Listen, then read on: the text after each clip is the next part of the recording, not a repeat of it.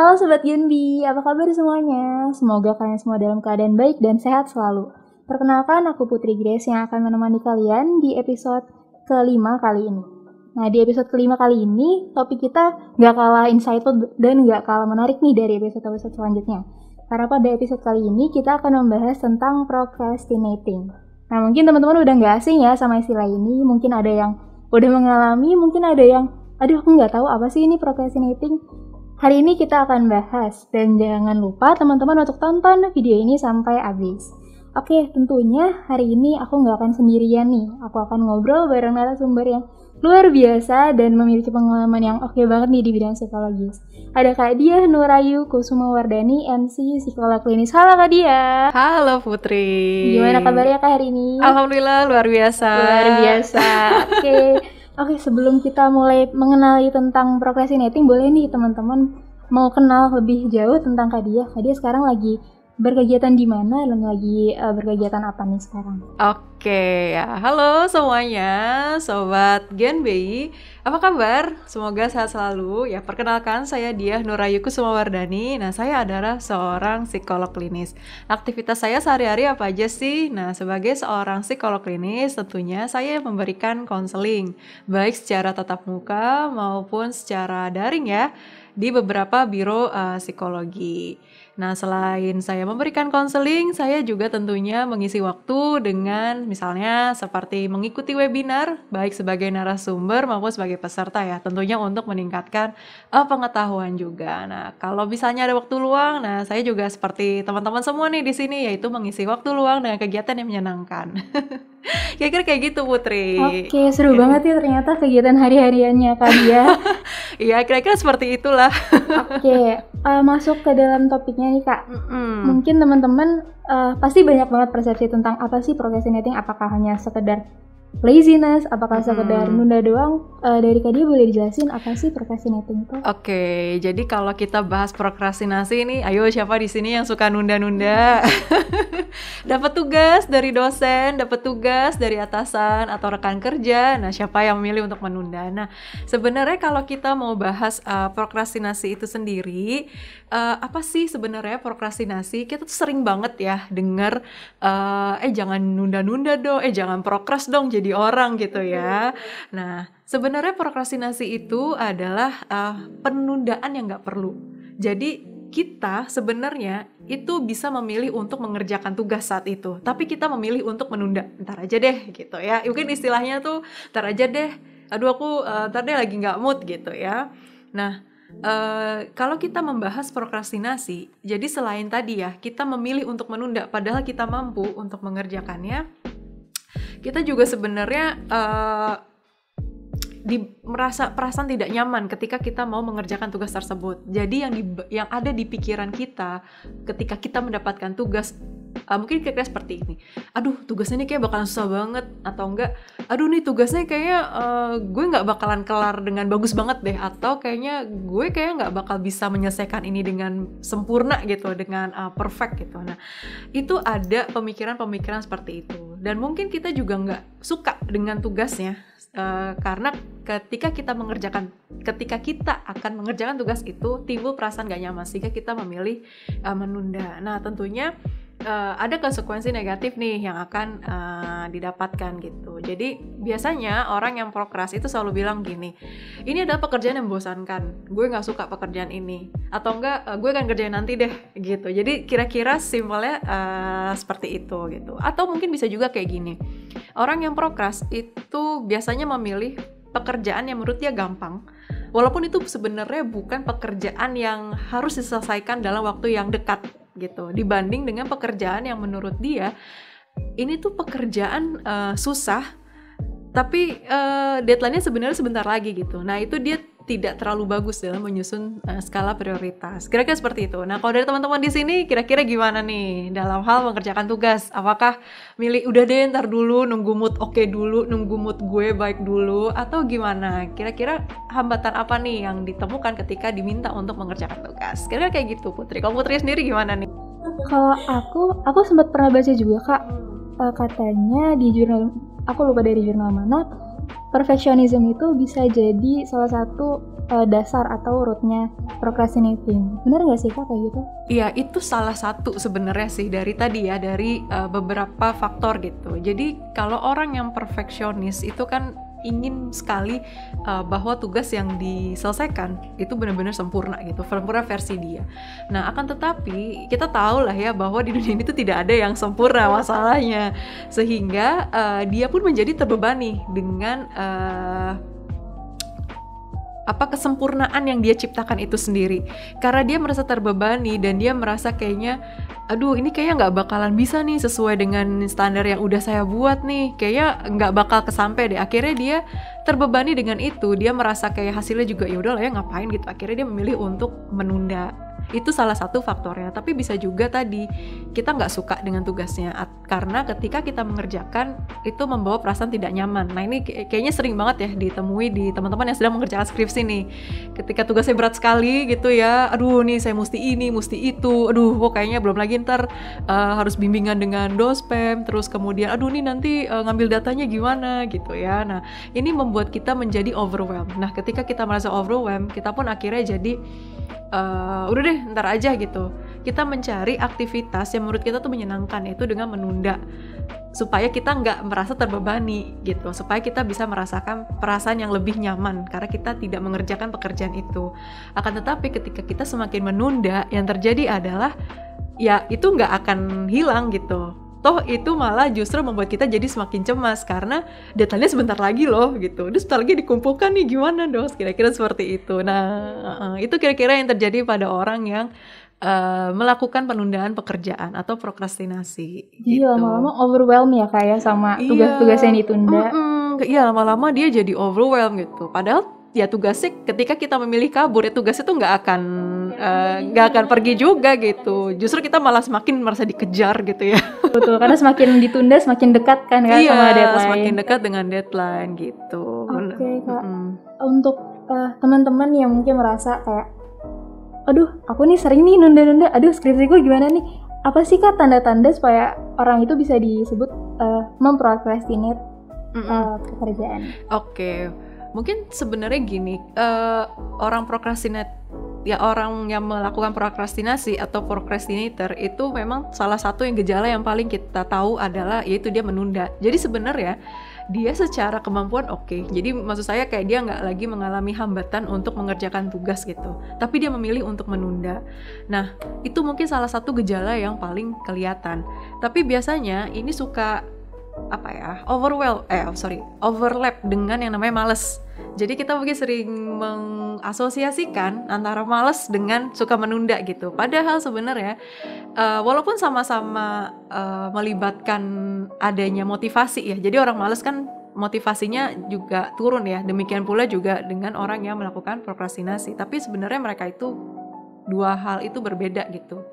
Jadi kalau orang malas, yang membedakan dia dengan prokrastinasi adalah orang malas tuh memang dia nggak punya keinginan sama sekali untuk mengerjakan tugas gitu. Jadi kalaupun misalnya harus dikerjain, yang ngerja tuh asal-asalan gitu. Dia memang nggak ada intensi untuk menyelesaikan tugas. Itu orang malas. Tapi kalau orang prokrastinasi, orang yang menunda, dia sebenarnya bisa. Cuman dia memilih untuk ya udah lah ya ntar aja, ngapain sih harus dikerjain sekarang? Mood gue lagi jelek nih gitu. Jadi itu yang membuat orang malas dengan prokrastinasi berbeda. Tapi kalau orang malas ini jangan disamakan dengan orang yang sedang mengalami kelelahan ya. Jadi kan orang yang lelah secara fisik maupun emosional, dia memang mengalami penurunan motivasi dan juga energi gitu. Jadi makanya suka diidentikan dengan orang yang malas untuk orang yang sedang mengalami kelelahan. Padahal dia sedang lelah gitu. Jadi secara energi pun nggak ada untuk mengerjakan tugas gitu. Ya berarti kalau memang lagi ada hambatan, lagi ada kesulitan, itu bukan prokrastinate ya Kak, itu memang lagi tidak memungkinkan untuk dikerjakan. Tapi untuk malas dan prokrastinate, kalau malas memang dia nggak mau mengerjakan, kalau prokrastinate dia mau mengerjakan tapi nanti.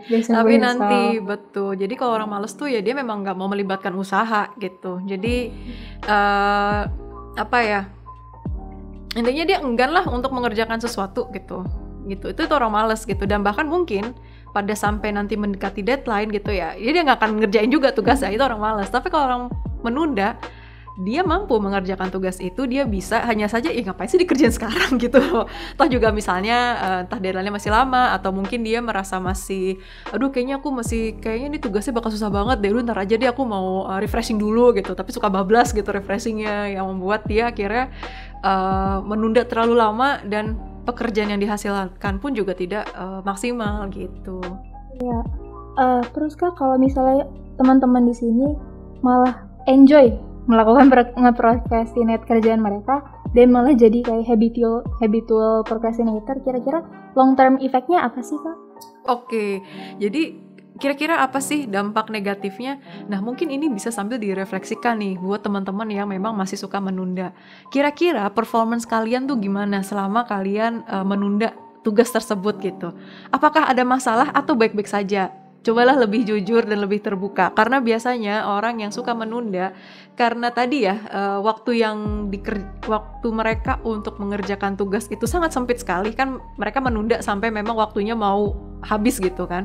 Nah, kira-kira gimana tuh kesejahteraan psikologisnya? Apakah kalian merasa stres? Apakah kalian merasa cemas? Nah, apakah nyaman hidup dalam kondisi seperti itu gitu? Dan kadang mungkin juga karena kebiasaan tersebut ya, itu bisa mempengaruhi, mungkin kalau di sini teman-teman banyak yang masih kuliah atau sekolah, ada penurunan performa akademis gitu. Kenapa? Karena tadi orang yang prokrastinasi itu melakukan tugasnya terburu-buru gitu, karena kan dia harus menyesuaikan dengan tenggat waktu yang sudah disepakati kan. Nah, ketika kita melakukan sesuatu terburu-buru, walaupun orang bilang, iya saya tuh bagus kalau under pressure gitu ya, kalau mendekati deadline, atau istilah kerennya the power of kepepet gitu ya. Sering banget itu Kak The power of kepepet, tapi pasti akan ada hal-hal yang miss gitu, atau yang mungkin terlewatkan, atau hal-hal yang mungkin ini tuh sebenarnya bisa dicek lagi kayak dari typo mungkin, atau ada pembahasan yang terlewat dan lainnya. Jadi karena tadi ya performanya tidak maksimal dan juga disertai dengan perasaan mungkin cemas, khawatir nih gimana kalau tugasnya nggak selesai. Nah, itu membuat konsentrasinya kan terpecah ya. Jadi ketika mengerjakan tugas tersebut akhirnya jadi tidak maksimal, dan mungkin ini bisa menurunkan skor atau nilai yang didapatkan gitu. Jadi sayang sekali sebetulnya kalau misalnya kita bisa melakukan recheck gitu ya. Jadi diselesaikan lebih awal, nah sisa waktunya hanya untuk recheck gitu. Nah, itu mungkin akan lebih baik gitu ketimbang kita mengerjakan semuanya terburu-buru dengan perasaan khawatir nih apakah tugas selesai tepat waktu atau enggak, dan perasaan tergesa-gesa juga. Nah, ini kan membuat kita jadi terpecah konsentrasi. Jadi sayang sekali sebetulnya. Lumayan parah ya kalau misalnya dipikir-pikir lagi ya Kak, cemasnya, anxiousnya, sama penurunan performa akademiknya. Wah, oke Kak. Untuk teman-teman mungkin yang merasa, oh ini yang diceritain sama Kak Dia nih aku banget nih, ini semuanya aku banget. Gimana nih Kak biar buat teman-teman bisa overcome procrastination itu sendiri? Oke, jadi untuk gimana ya caranya supaya kita bisa paling nggak mengurangi dulu deh, karena biasanya prokrastinasi ini terkait dengan kebiasaan ya, jadi paling nggak diminimalisasi lah gitu. Jadi yang paling pertama teman-teman perlu sadari adalah coba deh lebih mengenali prokrastinasinya ini gitu. Jadi mengenali dalam arti kenapa ya saya suka banget nunda-nunda gitu. Sebenarnya apa sih yang saya cari dari saya menunda-nunda? Karena penanganannya ini nanti akan berbeda gitu. Jadi makanya kita mesti cari tahu dulu nih alasan dibalik saya melakukan prokrastinasi. Nah, cari dulu tuh untuk lebih dalam mengenali sebenarnya apa sih yang menjadi hambatan saya untuk mengerjakan tugas lebih awal gitu dan lainnya. Nah, kalau kita sudah menemukan, nah saya juga coba memberikan beberapa alternatif nih yang mungkin bisa teman-teman pakai. Nah, mungkin yang pertama adalah coba flashback deh, selama ini kalau saya melakukan penundaan terhadap tugas yang harusnya dikerjakan, kira-kira apa aja sih dampak buruknya gitu, dibandingkan mungkin dampak baiknya seperti apa. Atau pernah nggak selama ini, mungkin pasti kita pernah lah ya, satu kali aja mengerjakan tugas tuh lebih awal dan selesainya tuh entah tepat waktu atau lebih awal gitu. Gimana perasaannya dibanding gimana kondisinya saat itu, situasi seperti apa? Nah, bisa dibandingkan tuh. Mana yang kira-kira nanti banyak memberikan benefit untuk saya, mana yang kayaknya ini kayak bakal hancur banget nih hidup saya kalau misalnya saya tetap terus melakukan hal ini gitu. Jadi kita lihat flashback, membandingkan mana sih yang lebih baik gitu ya ketika saya tidak melakukan penundaan atau misalnya saya tetap melakukan penundaan gitu. Nanti kita bisa jadi lebih sadar, oh iya ya ternyata kalau misalnya saya nggak nunda tuh dulu enak banget loh gitu. Saya bisa punya waktu lebih luang untuk misalnya mengisi waktu dengan kegiatan yang lain. Saya bisa, atau enggak saya bisa sambil ngecek-ngecek lagi nih tugas saya gitu. Siapa tahu ada yang terlewat atau typo atau bahasanya kok kayaknya gini banget gitu. Nah itu kan bisa memperbaiki kualitas pengerjaan tugas kita kan gitu. Nah atau enggak mungkin yang alternatif lain, ya udah kerjain aja gitu. Suka nggak suka just do it gitu loh. Kayak kita nggak pernah kadang gini, yang membuat orang jadi prokrastinasi tadi ya, nunggu perasaan nyaman dulu. Dan kita nggak tahu kapan perasaan nyaman itu akan hadir gitu. Jadi udah kerjain aja. Nanti ketika kita sudah mengerjakan atau kita sedang mengerjakan, nanti kita kan juga merasa lebih nyaman gitu. Kita akan merasa kayak, oh saya udah melakukan sebuah progres. Nah itu yang membuat kita jadi semakin semangat menyelesaikan tugas dan membuut kita jadi, udahlah saya nggak mau nunda-nunda gitu. Atau kalian bisa bikin kayak mantra gitu ya, semacam kalimat yang sifatnya powerful untuk kalian tetap mengerjakan tugas gitu. Kalau misalnya kalian merasa sedih, kalian mungkin bisa mengatakan kepada diri kalian, oh ya memang saat ini saya sedang sedih, ya udah tugas saya tetap harus jalan gitu. Oke, saat ini saya mungkin sedang merasa terbebani dengan standar-standar yang saya punya dan saya mengerjakan tugas saya. Jadi kita kenali dulu perasaan-perasaan itu dan ya udah kerjain aja tugasnya gitu. Karena memang tidak semua tugas menyenangkan ya, tapi kan ya itu yang harus dikerjain gitu. Jadi bisa bikin mantra, bisa ya udah kerjain dulu aja gitu. Karena kalau kita mau ngumpulin niat dulu, ya itu mau sampai berapa lama gitu. Toh nanti ketika kita udah ngerjain, kita akan terbawa arus juga kok untuk bisa menyelesaikan itu secara perlahan-lahan gitu. Nah, kalau misalnya agak sulit nih untuk bisa tadi ya membuat mantra atau memiliki pemikiran yang menyehatkan gitu ya supaya kita bisa mau mengerjakan tugas, atau cukup sulit untuk menantang pemikiran negatif kayak misalnya, aduh nanti gimana ya kalau tugasnya nggak sesuai dengan ekspektasi saya, aduh gimana ya kalau saya misalnya nggak bisa mengerjakan tugas ini dengan baik, pasti kita punya kekhawatiran itu kan. Nah mungkin kalau nggak bisa sendiri, coba ke professional helper, bisa ke mentor, bisa ke psikolog atau mungkin konselor yang memang paham banget soal prokrastinasi ini gitu. Nah mungkin alternatif lain yang kayaknya nih bisa banget dipraktikkan ke semuanya, coba deh pecah tugasnya jadi beberapa bagian yang lebih kecil dan lebih operasional. Misalnya gini, kalian diminta membuat paper. Jangan lupa ya bikin paper 1000 kata gitu ya. Biasanya ada kuliahan kan suka dapat tugas bikin paper ya. Atau mungkin kayak mungkin yang masih sekolah, coba kalian kerjakan PR bab sekian gitu ya, nomor 1 sampai berapa gitu. Kalau kita langsung mengerjakan sekaligus, itu akan berat banget buat kita. Capek gitu, mikirinnya aja tuh udah capek gitu ya.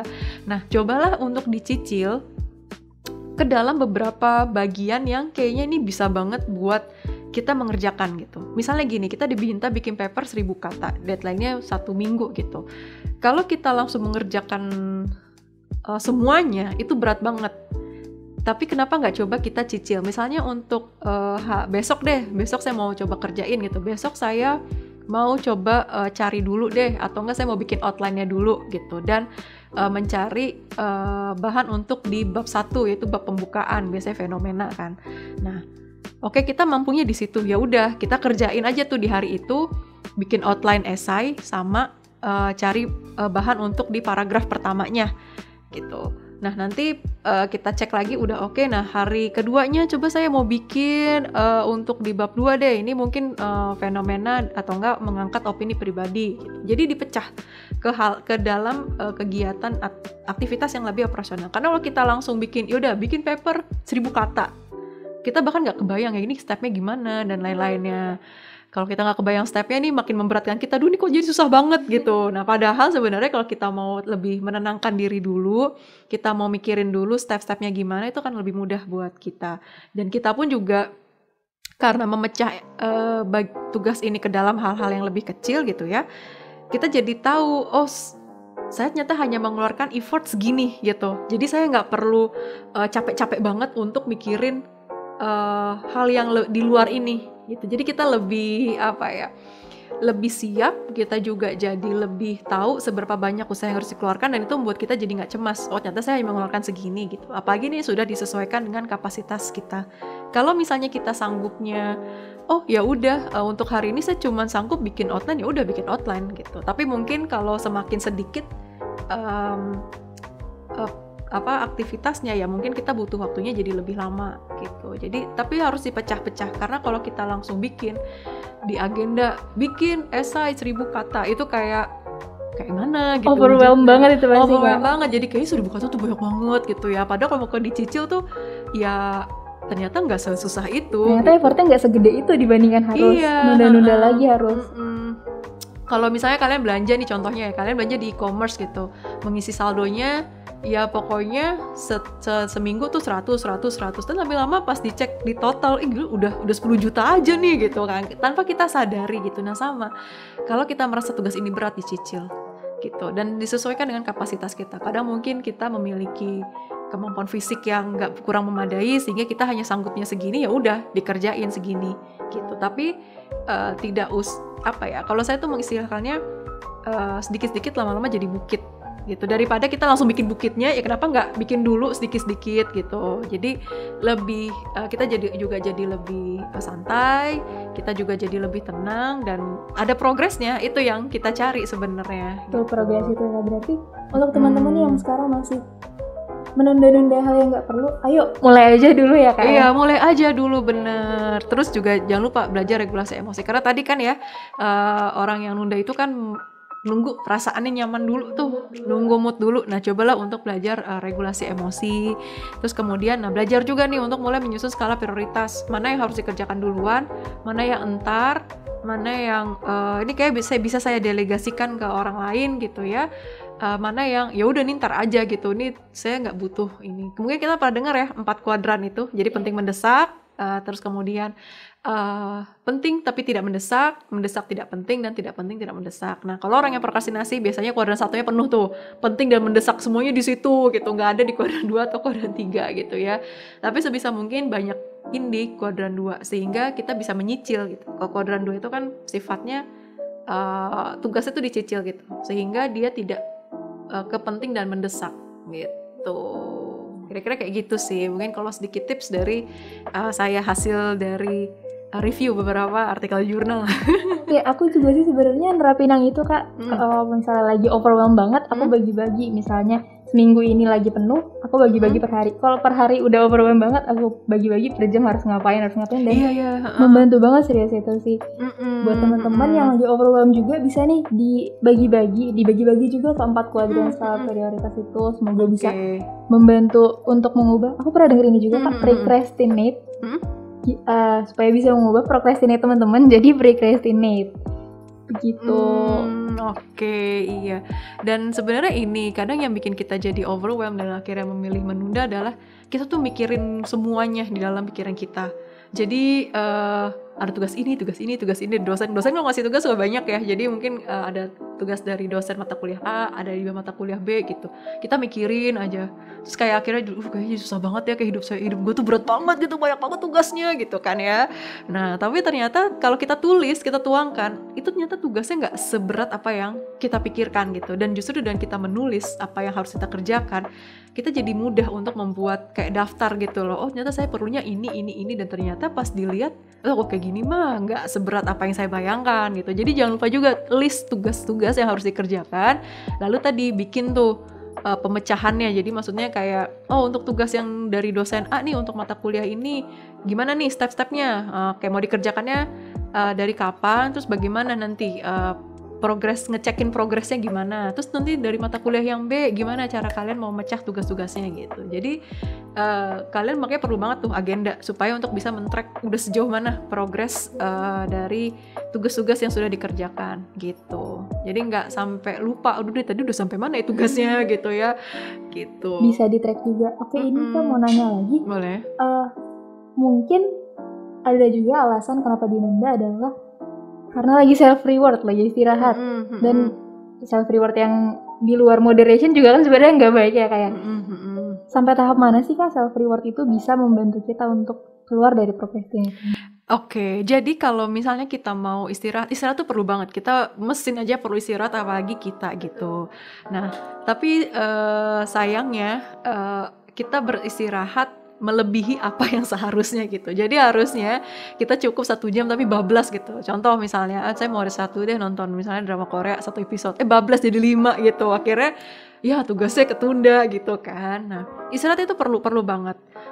Maka dari itu di sini sebenarnya penting banget nih untuk orang yang punya masalah terkait menunda tugas, punya dilatih kemampuan manajemen dirinya atau self regulation, kemampuan untuk mengatur dirinya gitu.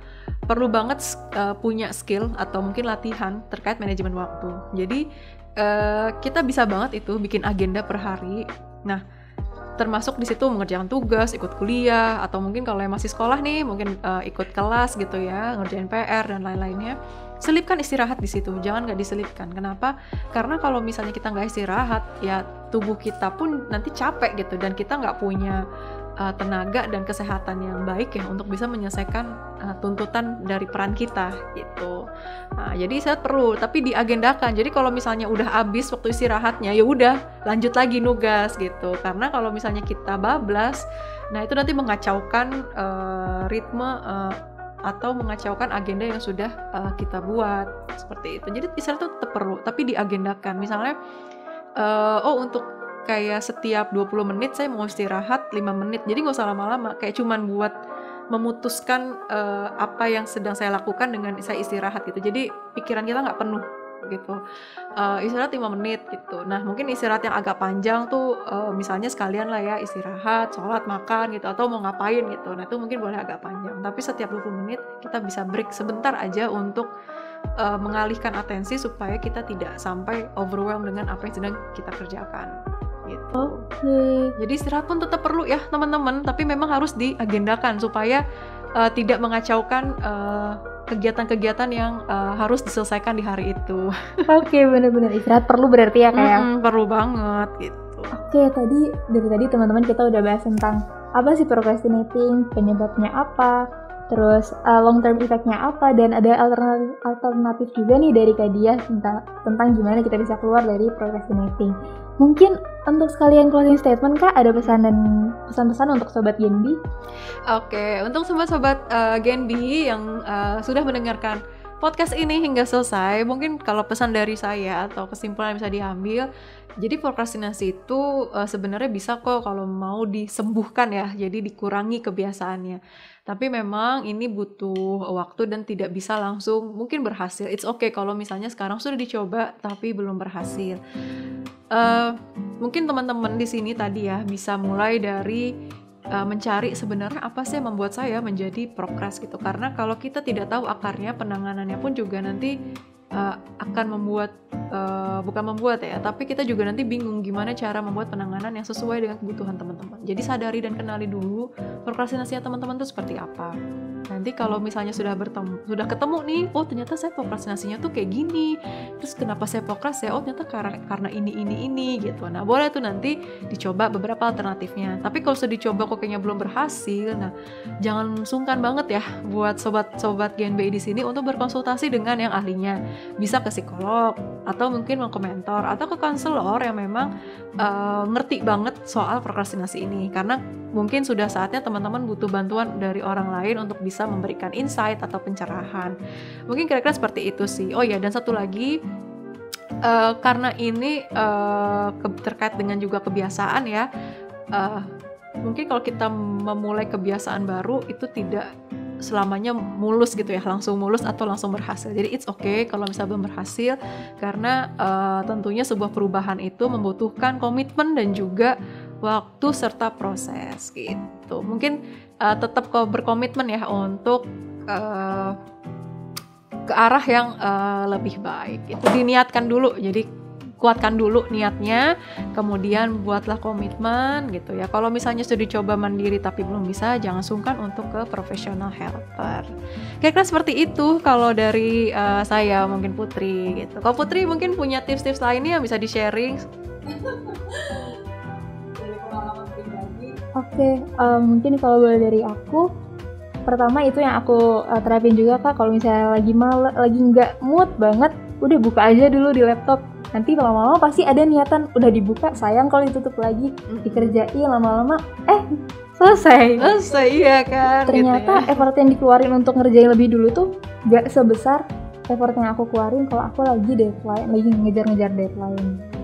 Ya betul banget ya. Jadi menyelesaikan tugas lebih awal tuh banyak untungnya ya, kita bisa ngecek lagi atau mungkin bisa mengisi dengan kegiatan yang lain tuh yang mungkin yang lebih menyenangkan gitu.